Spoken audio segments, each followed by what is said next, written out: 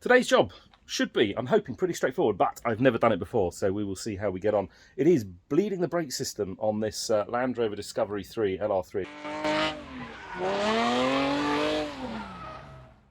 What I am going to do is try and do it single-handedly, which is difficult, but Laser have this wonderful one-man operation manual brake bleeder, so we'll see how we get on. So first and foremost, let's get in the kit and see what's included. Right, separate from the kit, I have got myself two bits of clear tubing. I wasn't sure whether it was a 5mm or a 3mm, so when you're in the shop, might as well buy both. I've got myself a little tub to catch the remnants of the old fluid.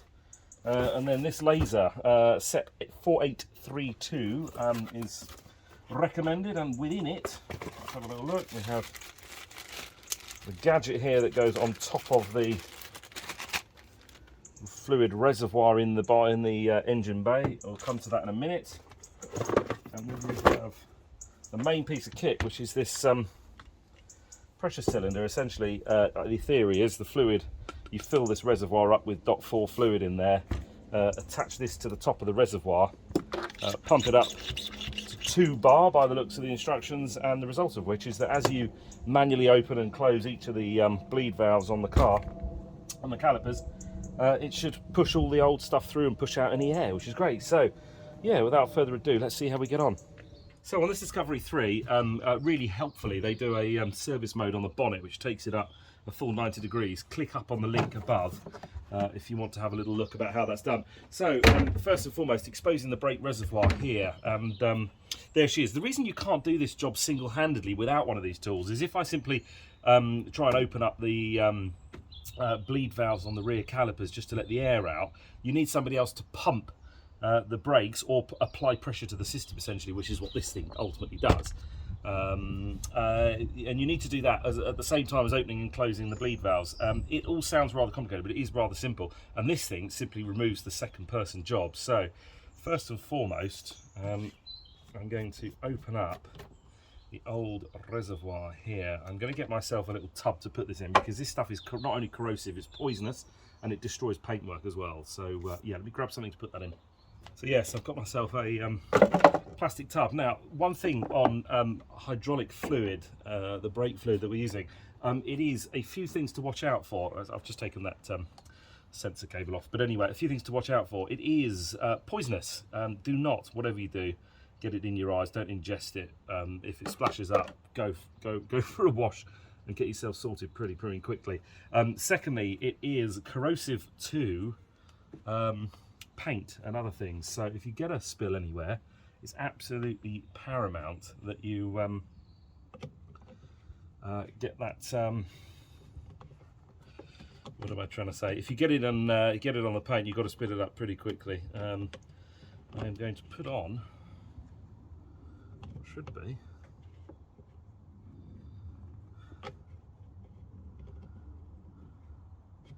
and would you believe it, good old DIY job, look.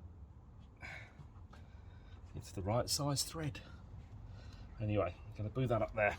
So yeah, you don't want to get it anywhere, basically. It's also hygroscopic, which essentially means it actually actively absorbs air when it's exposed to it, which is why old fluid, you have to get rid of it, because it absorbs air even through the system and through the seals. I mean, it should be perfect, but it is still susceptible. Anyway, that is tightly on there. I'm going to then stick on this valve here, and next up is to top up this reservoir here with some fluid.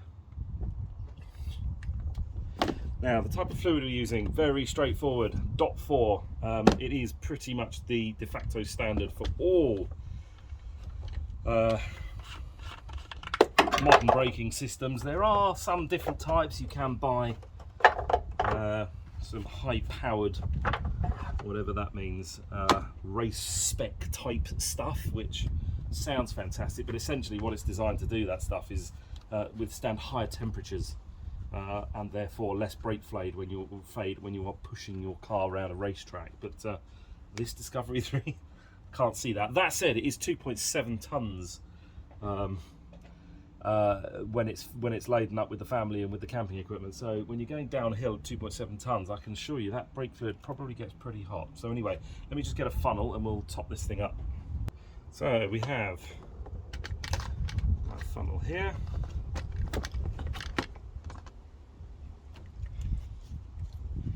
again, you don't really want to expose this stuff to the air for too long because of its hygroscopic nature. So let's get this open. Typical. I'm trying to do stuff with gloves on, eh? But anyway, let's try and get this open in there and out with the air seal on it as quick as humanly possible.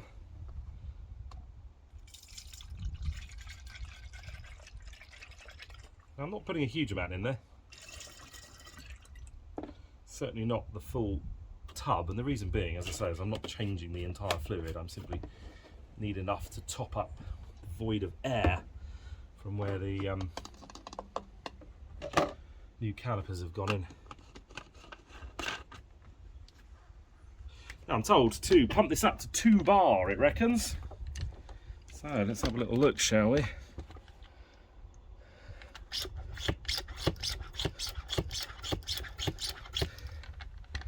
Checking for no leaks.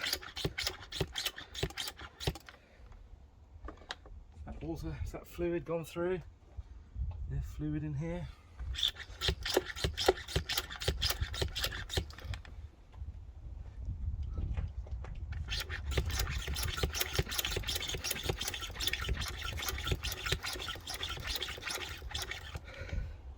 Well, that's at 1.5 already. I'm going to pause the camera and just check for leaks. And that fluid appears to have gone all the way through there, which is great. I didn't capture that on camera, which is a shame, but nevertheless, it's all gone through. Well, just checking the manual on this one, it actually says between at least 10 psi and not exceeding 30, which essentially is between sort of just under 1 bar and just under 2 bar. So that is sitting beautifully at the moment at 1.5 bar, which will be absolutely fine. So stage 2, when that's pressured, is to go and rather simply release the bleed valve. So let's go and have a look and see how we get on. So when it comes to the rear of the car, essentially the brake bleed valve is this little one up here.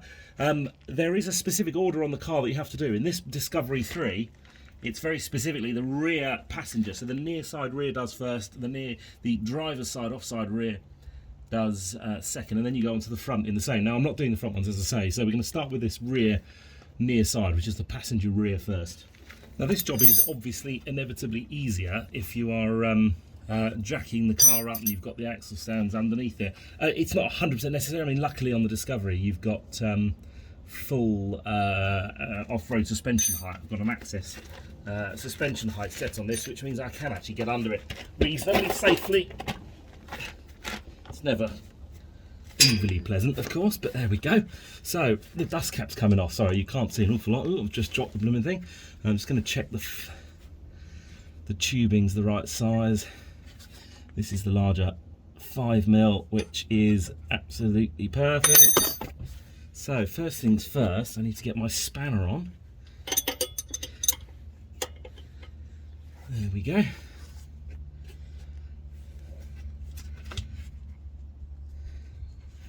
So essentially what we've got there is, if you can see that, I've got my tub here with the other end of the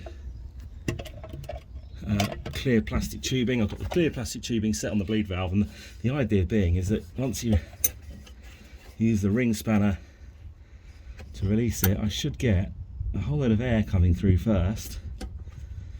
Let's have a little look, and then some fluid, and there we go. And there are no bubbles coming through that now. Let's do that up nice and tight. We can then take that one off. Just let the air through. The reason being I want this remaining fluid drop into the tub and not into the car or onto me. And we're onto the other side. Once, of course, I have put the dust cap back on, which is always easier said than done when you are wearing gloves. Anyway, that's there. Right, cover on. And this side is only marginally more complex because you've got the brake pad wear sensor is attached to, or is held in place by the bleed valve. But anyway, we'll move that out of the way. I'll get the balance of that reservoir well out of my eye line. I'm going to attach the tube. There we go. Right, let's give this one some time to bleed as well. That's cracked a little anyway. Let's give it something to aim for. Here we go, and there's the fluid beautifully coming through. Let's tighten that back up. There was actually less air in there than I'd anticipated, which is always good.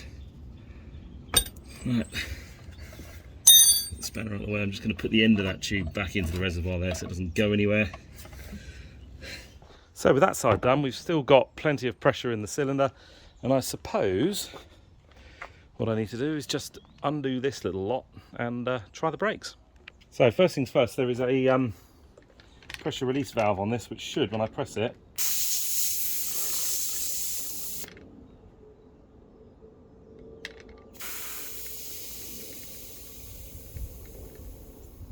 there we go.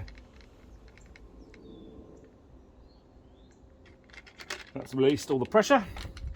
It should be, I'm hoping, just a simple case of reversing what I did. Let's remove that quick release on there, which is great. I'm just going to stick that down there in case it leaks, but anyway, that's fine. Let's take she off of here.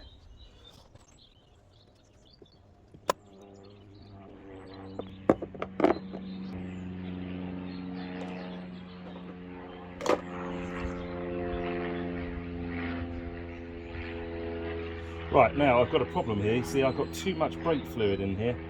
How am I going to remove the excess brake fluid? Let me have a little think about this and scratch my head for a second, because I don't have a sort of turkey baster type thing. Right, pause the camera, cup of tea time. So, this is the jankiest thing ever, but what I have managed to do is raid my kids' craft box for this pathetic little pipette. But in the absence of anything more intelligent, this is what I'm doing, and it seems to be working. It's bringing out a few millimeters at a time, but it'll do. I might just have to wait a few minutes. This is really boring.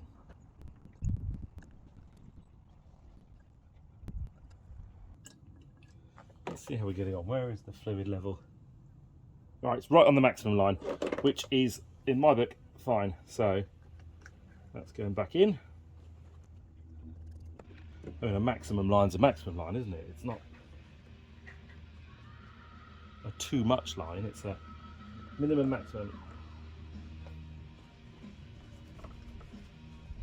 Let's clean up any of that lot. It's nice and tight. Let's get the sensor back in place. Next up, emptying that back into the pot. You don't need to see me do that, and then we'll try the engine on and see how we get on. Right, so I think we are good to go. Let's have a little look. Let's put the ignition on. Engine. Just pump the brakes a little bit. Oh, nice and solid. Sort of. It's not perfect, I've got to say. I don't know why it's allowing me to continually push it all the way. It doesn't get solid until a bit too late down the line. Let me just put it on the driveway and see how we get on. I'm going to pull it out onto the drive. So I've just taken it a couple hundred yards up and down the road, and it feels fine. I have to say that the brake pedal is soft compared to what I thought I should be expecting, but I usually drive around, I don't know if you can see it out there, in a 435 BMW, and the brakes on that thing are like razor sharp. So I've been driving that for the last 3 months without the Disco being on the road. So anyway, as I say, it's going in for a full fluid change, along with the tyre change. They are sitting in the back there, as you can see, and a few other little bits, a little service as well, just next week. So that'll be fine. If there is a problem, or if there's a little bit of air left in the system, they'll get rid of it. But anyway, it's safe to drive up to the car garage, which is only about 3 miles away. So hey presto, job done. I'm pleased with that kit. See you soon.